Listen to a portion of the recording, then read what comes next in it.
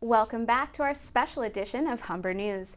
Today we're taking you on a tour of Toronto's hidden gems. From neighborhoods and experiences to art and music, this city is chock full of wonders for every sense.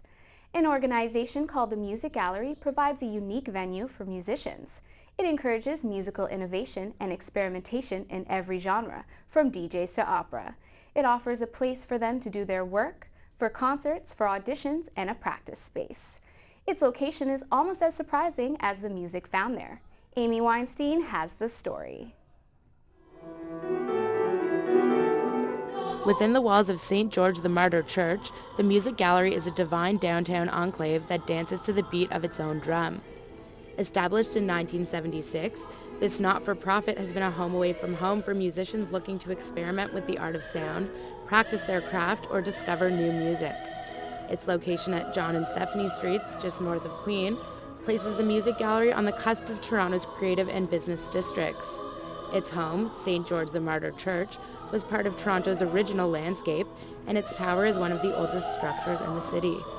David Dax is the artistic director at the gallery, and he says fostering creativity is their main objective. We want to incubate talent and foster it along, giving things that exist at a street level or at just an emerging level a larger platform. Programming at the Music Gallery ranges from classical concerts to experimental DJs and everything in between. It's a lot of sounds that we haven't heard before, so very abstract, often improvised types of music, but also sounds that are underexposed but very, very relevant to Toronto as a city. Gregory O has been practicing and playing at the Music Gallery for 12 years and has been the curator for the post-classical and emerging artist pathway for 4.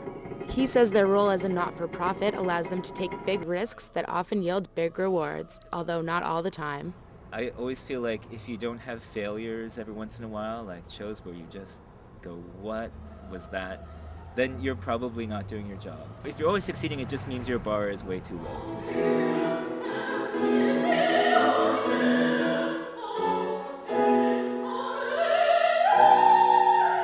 In addition to its role as a free and safe space for experimentation and practice, the Music Gallery opens its doors for special concerts and events, such as this audition for a Montreal opera production.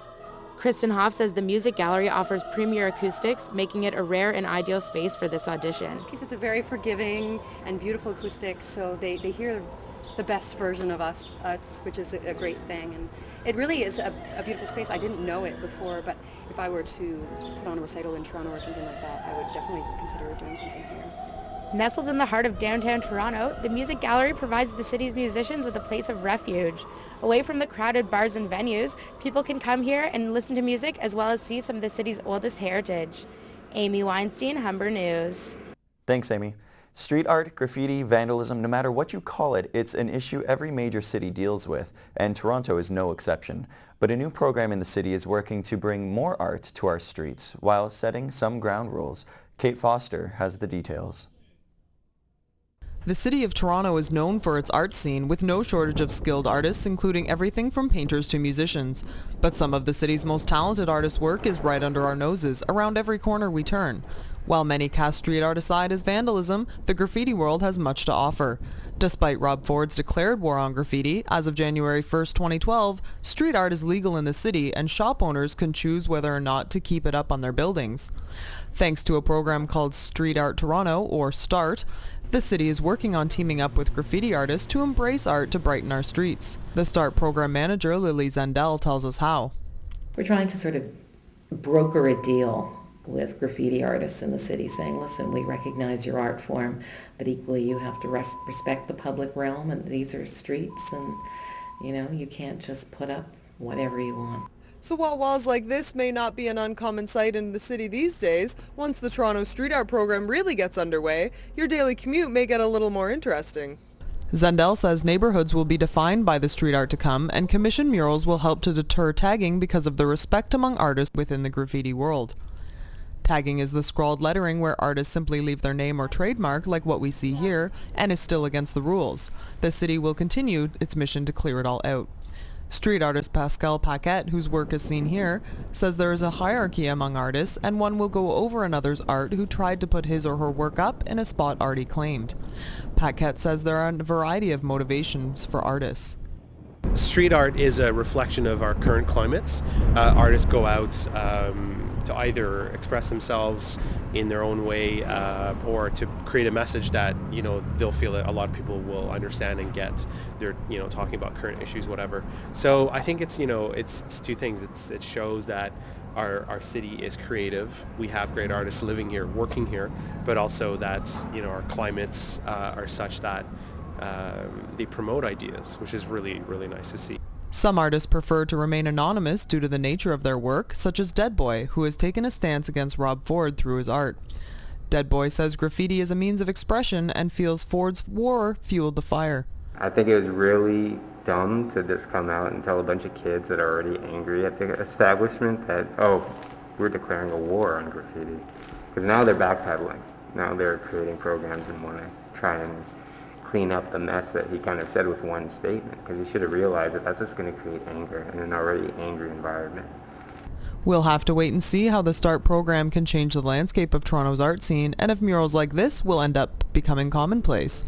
If Toronto can bridge the gap between what was once a scene of outcast artists and its residents and politicians, we may all get a nicer view. Kate Foster, Humber News. And Kate joins me now in the studio. So Kate, were there any graffiti hotspots or any other areas worth checking out? Oh, definitely. There's the Queen West Lanes, which is where this piece is, and it was actually the first area in Toronto to have graffiti legalized. Okay. It's become somewhat of a tourist attraction now for that sort of thing, and the street artists all over the city have their work there, so it's pretty spectacular. As well, there's the Brickworks, Kensington Market, anywhere around Parkdale, and if you're traveling on the Bloor Line on the TTC, looking south between Dundas West and Keele, it's just mind-blowing. Great, and you mentioned that the City of Toronto is still battling tagging. Yeah, they just launched an app this week, similar to the Pothole app that was launched recently, where you can take a picture of any tags or vandalism you see, you submit it in, and a bylaw officer will be there shortly to deal with the situation. Good to know. Thanks, Kate. Yeah. When we come back, we'll take you to an island oasis in the city. Toronto Island is one of Toronto's best kept secrets, and I think even within the city, people don't realize what resources are over here.